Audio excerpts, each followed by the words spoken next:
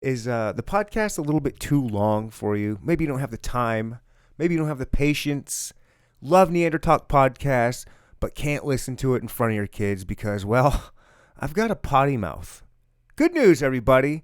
I introduce to you now Primordial Ooze. It is a roughly 20-minute segment of the podcast of each week. And some past ones where I just take about 20 minutes out of that episode. I clean it up. I take all the cuss words. So that way even my mom can listen to it. And it's about 20 minutes long. So if you just need something to listen to on your way to work, I'm hoping this is it. And I hope it maybe gets you interested in listening to more of the episodes that I have, especially for the 20 minutes long. And don't forget to support me if you would like at patreon.com/Neanderthal podcast. It really means a lot. You guys really have no idea how much just $1 a month can go towards me. And I appreciate everybody out there listening, supporting me, liking my Instagram posts, subscribing to my channels. Thank you so much for everything you guys do. And I hope you enjoy Primordial Ooze.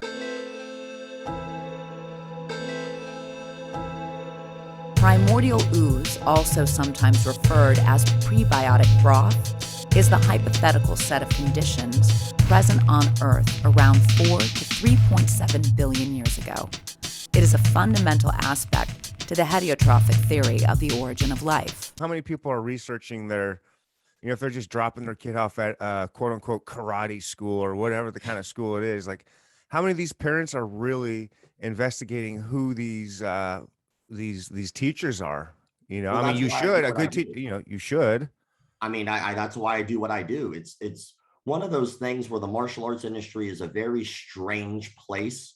One, there is no regulating body to martial arts at all. So anybody at all, at any time, can just go, I'm the 85th degree black belt of whatever style I decided to make up, open up a martial arts school and call it Steve's All You Can Eat Chinese Food Emporium in Karate.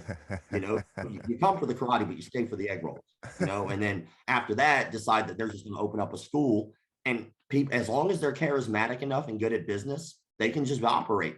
And no one's going to call them out on it because no one can actually stop them because there's no law to stop a huckster. And so I actually started McDojoLife specifically because of a conversation that I had with a student. So at the time, I was a program director at a jiu-jitsu academy. I ran their kids program and their striking program and did most of the paperwork. So I wore many hats. And so I'm at the desk one day, my boss calls me and he goes, hey, man, I'm not feeling very well. Could you do me a favor and just teach the class for me today? And I give him credit. Like that was probably the only time this dude ever called out sick, and call it fate or irony, or I don't know what you would call it, but the only time I remember this dude ever calling out sick quite literally changed my life. So like I wind up going on the mat, teaching class, super basic stuff, armbar, triangle choke, transition between the two, and then spar. Then after that, because it was a noon class, most of the dudes there didn't work, like because they were there for the noon class. So they were either off for the day or, financially well-to-do. So we're shooting it after class and we got on the subject of McDojos. And so as we're talking about that for a good 30, 45 minutes, there was one guy there. It was only his second class ever. After everybody left, he pulls me off to the side and he goes, hey, man, I'm a little embarrassed. He goes, you guys were talking about something called the McDojo. He goes, I don't know what that is. It's only like my second class. Could you maybe explain that a little bit more to me? And so I did, which has since kind of become the basis of the 5 rules of the page. But when I explained it to him, he asked me a really simple question. And I don't know why it never clicked. But he said, how come no one does anything about that? I was sitting there thinking about it. I was like, that's a good question. I was like, I really have no answer for you. I don't know why people don't talk about this more or bring it up more. So I researched it that night because I couldn't stop thinking about that question.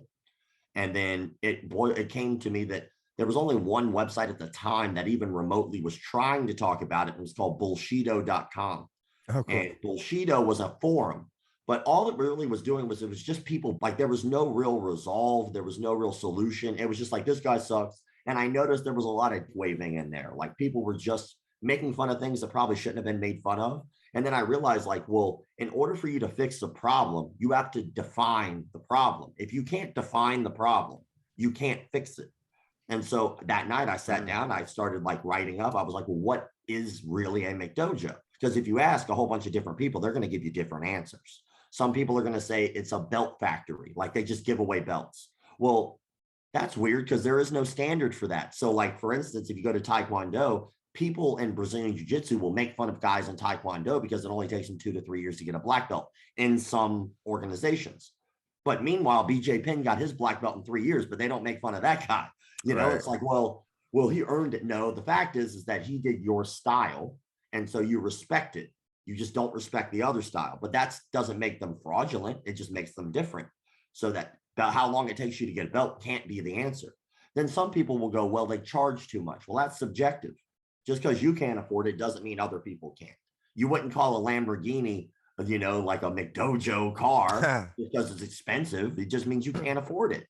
And so that couldn't be the answer. So I really defined 5 specific rules that were universal that I have yet to have anyone disagree with. And which is amazing to me because I would have figured there would be at least one person be like, no, that doesn't count. But then after that, it kind of got the ball rolling. But what are those 5 rules? 1, no pedophiles. You shouldn't have pedophiles in the martial arts industry. If someone's been convicted of pedophilia, they should not be around the industry, primarily because there are a lot of children in the martial arts industry, and pedophilia is rampant in the industry. I never thought about that. But it makes so much sense. Of course, pedophiles always surround themselves around children. Oh, Yeah. man, I hate that. That's so scary. I really hate that. All right, so that's rule 1, no pedophiles. I like that rule. Yeah, and again, like all the rules I'm about to give you, almost everyone has universally agreed to. Like some people are like, well, that doesn't count, like pedophiles, of course. Like, yeah, but that's why it's a rule. Like people are so busy about how long it takes to get a belt or how good someone is that they completely ignore major issues. Like if you typed in martial arts arrested on Google, chances are good within the last week or so, someone got convicted of pedophilia who was a martial arts instructor. I guarantee it. I do news stories every week. So pedophiles is 1. Lying about your belt rank or your fight record.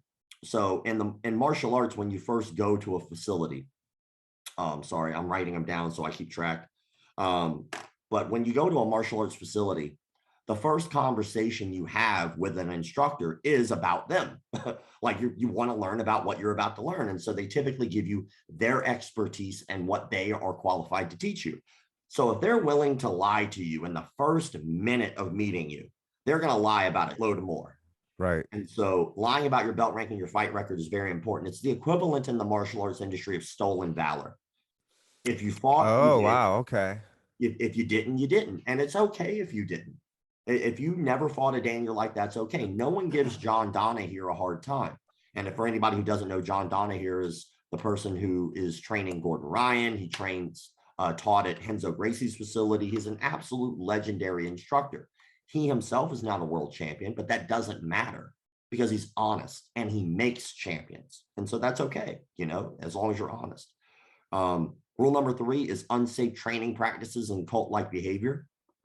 So unsafe training practices and the cult-like behavior is something that is really funny because a lot of people will accuse traditional martial arts of being culty. When the most culty I've seen actually does come from jiu-jitsu.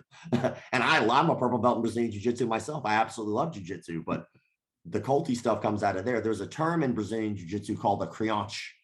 And I'm not Portuguese. I don't speak Portuguese, so obviously I butchered it. But a crianche was a soap opera character that was very shady and manipulative.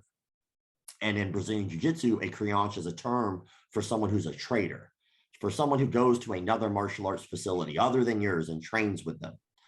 That's not how this works in real life, you crazy sons of... Like in real life, you know, I'm paying you for a service, and what I do outside of this facility is none of your business. Oh, yeah, that makes sense. Yeah, of course. Like, oh my God, he went and trained in another facility. Who gives a... Did he pay for it? Is he allowed? He's a human. He can do whatever he wants. But the moment an instructor tells you what you can and cannot do, obviously within reason, obviously you shouldn't go out and represent their school in a negative way and blah, blah, blah. I get that.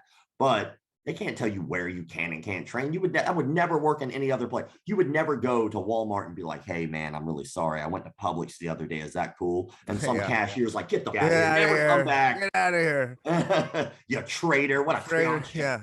You know, Nice. that would never work. So, but unsafe training practices is the other caveat to that, which is, having your students just line up and hitting them in the head and making them take it because it's going to toughen them. That's not how science works, you geniuses. But overseas, you get this a lot because there's just not enough education on those subjects. And even in the United States, research about TBIs and CTE wasn't really a big deal until like the last like 20 years. Like if you really think about it, like even if that, right? If that, that's Yeah. right. Chris Benoit was probably the biggest case that really did like push it into like the forefront of people looking into it. I'd say that, or who's that? Was it Manti Teo, or was that who it was, the guy that shot Was he the himself in the football chest? player? Yeah, he was the football player. I think it was Aaron Hernandez? no, way before that. I think his name was Manti Teo. Yeah, that's a shame. Yeah. It's scary stuff. And as a fighter, you will get hit, but it's kind of like saying as a NASCAR driver, you will get into a wreck. Like, okay, that's fair. You will probably get into a wreck sometime, multiple times in your career. The goal isn't to get into the wreck. Right. The goal is to win the race. So what you don't do as a NASCAR driver is practice running your car hundreds of miles an hour into a wall to prepare yourself. That would be ridiculous, right? But overseas, you have these people who are like, well, we want to prepare you for getting hit. So just stand there and take it. It's like, no, you morons. Like that, again, that's the equivalent of asking a NASCAR driver to run 100 miles an hour into a wall to prepare them for the wreck. That's just ridiculous. Well, listen, if Dale Earnhardt would have maybe practiced a few run-ins to the wall, he still might be with us today. Or he might not be with us at all before that race. He might not have made it to the race. Number 5 is no-touch knockouts and mislabeling technique. So obviously, like I say obviously because we're sane human beings, I'm assuming, no-touch knockouts is something that's practiced all over the world. They just call it something different. So some people will say it's projecting your chi. Some people will say it's your ki, spelled Ki. Some people will say it's your ki, spelled Qi. Some people will call it the Holy Spirit. Some people will call it Tanaga Dalam. Some people will call it Ilmu Ludani. Like, it just goes on and on. All around the world in multiple cultures, they call it something different. But universally, for some reason, it's in every culture. And so people, thousands, if not hundreds of thousands of people. The no knockout. They believe no touch, no knockout. Wave your hand and knock someone unconscious. Wait, every culture has that? Every culture. Name one. What is that? What is ours? What's the Americans' version of it? It would basically come through Christianity. It would be the Holy Spirit. So you'll see stuff like that with televangelists who wave yeah. Yeah, like or in Russia. Sistema does a lot of that in Russia. If you look up Mikhail Rybov, I forget his name, but big fat guy. Everybody's like, they taught the Spetsnaz. It's like, it's not how the military works. Any military doesn't work that way. Like, and I'm dumbfounded by this lie of Sistema. Like, oh my God, they have to be legit because they taught the Spetsnaz. Like, you understand. I don't even know what that is. I've never even heard of this word or say. I never even heard of what you're talking about right here. Which one, the Spetsnaz or Sistema? Yeah, both. Spetsnaz is Russian special forces. Okay. So they're like tip of the spear. It would be, I don't necessarily know if they would be the equivalent of our SEALs, but they are the elite of the elite in Russia. And Sistema is a Russian martial art. And their figurehead is Mikhail Rybov. And I'm pretty sure I'm butchering his name. Obviously, I don't care because he's a fraud, so he can. But Mikhail has done things where he'll have someone lay on the ground and he'll wave his hand and they're like, I can't move. I just can't get up. And he's like, yes, I know. And he'll explain scientifically how he's manipulated their energy and they can't get up, and then he'll wave his hand and they can get back up. And what's funny is people will defend Sistema to the grave and they'll go, oh my God, Sistema is so legit because they taught special forces. Well, how about let's give an example of our special forces. Do you remember a story called The Men Who Stare at Goats? Oh, yeah. That's a real story. There was That a really happened. CIA. That was like a CIA thing, right? They were That trying was to. our military. Our Right. government paid millions and millions and millions of dollars to try to train special soldiers to give them superpowers, like things like walking through walls or astral projection or mind reading, like all Right. that, right? Obviously, all they really did was just pump a bunch of soldiers full of drugs and then hope for the best. But that's a ridiculous stain on our military, is the fact that we bought into that bull. And so, but that no one would say, oh, that's legit because our government paid for it. Like, no one would say that. They would be like, yeah, that was just a really stupid oversight. But on the other hand, you have Sistema, and people talk about that. Well, how real militaries work is they bring in multiple instructors from all kinds of different walks of life, from all kinds of martial arts backgrounds, to teach special forces units. So you'll have a JKD guy, like somebody like Dan Inosanto has taught special forces before. Somebody like a Paul Vunak, who's taught Navy SEAL teams before. Somebody like, the Gracie family, who they brought multiple times in to teach special forces units. Like, but they don't just teach them one thing. Like, they pay for Right. a lot of different things. So when Russia goes, yeah, or when people try to defend Sistema by saying, yeah, they taught the Spetsnaz, like, they're not the only ones who did. And just because they did that, that doesn't make them valid.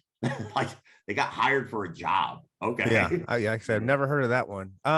What's going on with people that are believing this? Because when you do watch those videos, that clearly that person, if the power of chi, where it's like Goku's invisible fireball hitting somebody, what is it to the person that I don't understand the person that when they get hit by the chi and they throw themselves back, obviously they're not feeling anything. It's a part of it. They have to know they're acting and putting on this big show. What Up is to it? a point. But Up, up to a point. So, like, just for anybody who wanted it, the last one, shady business practices on the rule set. But when it comes to the victims, and I call them victims because it's just like any other cult. The hard part is that when we look at martial arts, we have a hard time making martial arts and cults fit together. We look at religion and easily say that's a cult, right? We can look at somebody in like Benny Hinn and he waves his jacket and 30 people fly back. And you go, how do these people believe that? Well, it starts off just like anything else. It starts off with a grooming process. So it's not like you get to that point the first day you show up. That's not how any of this has ever worked. That's not how a long con works at all. The first thing I need to do is I need to start slowly brainwashing you over a long period of time. And then I need to start isolating you. So by isolating you, that might not necessarily just be physical, that might be mental. So for instance, in jiu-jitsu, when, like I said before, the term crianche, oh, you can't go train over there. If you go train over there, you're a traitor. That's isolation. That's a part of grooming. You have to think the way we think. You have to do what we do, or the consequences are we excommunicate you. Now, if you think about it from a term of like somebody who just started, they either stay or leave, right? You got to figure for every cult, there are a ton of people that never even joined up because they thought it was ridiculous. right. But for every like 100 people who thought it was ridiculous, one signs up. And so, um, but the one who signs up, in order for them to be manipulated, you have to start convincing them that what you're doing is good for them. You also have to start convincing them that this is your friends, this is your family. So you'll hear a lot of speak like that, like, oh, this is our family here. Like, no, it's not. That's a group of people you hang out with. They might be your friends, your acquaintances. That's not your actual family. When you start doing that, you're changing somebody's ideology. You're starting to slowly but surely manipulate them into believing that this is my family. It's my extended family, but it's my family. Okay. And then when I put you in a position, finally, you have to make a decision. I start doing this and you already know what's expected of you. You already know it's expected that you fall over. And if you don't fall over without me touching you, what happens is now you run a risk of making the instructor upset. You run a risk of losing your friends. You run a risk of losing your hobby. You run a risk of losing what's now considered your family. And on top of that, an ideology, which is extremely difficult to change people's minds on. Once somebody has a belief, it's up to them to change it. You will not change someone's belief. They have to want to change it. And so they get caught in this situation where it's like, okay, if I fall over, I can continue life as normal. But if I don't fall over, I lose everything. To them, everything. It's not, but they're convinced that it is. And so they fall over. And at first, yeah, they might be pretending. But the problem is with ideology is over a long period of time, you can start believing some really stupid. And so they might not believe it at first, but over a long period of time, they definitely could start believing it. They could really believe like heart rates could go up, blood pressure could drop, like it could actually give them a placebo effect. Now they're Wow. doing it to themselves. They Wow. are. They're 100% Right. doing it to themselves, but it is a placebo effect based on manipulation over a long period of time. So Wow. if you ever talk to these wackos, which I have to, what you wind up hearing is a lot of like, I promise you it's real. I was there. It happened to me. It's like, look, man, I could do a couple magic tricks right now and convince you that they were real. But the problem is that I will tell you that it's a magic trick before I do it. So you know it's a trick. If I did it without telling you that, I might convince you that it's chi, the Holy Spirit, some type of higher deity or power, but it's not. It's just a trick. But to them, their life is everything to that cult. That is their life. And so it's a very difficult thing to try to get them out. And that's why I do what I do. I might not be able to get those people out, but if I can just show enough evidence that people will be aware that that's a real thing that happens to people, I can get less people to join them. And then, I do my job.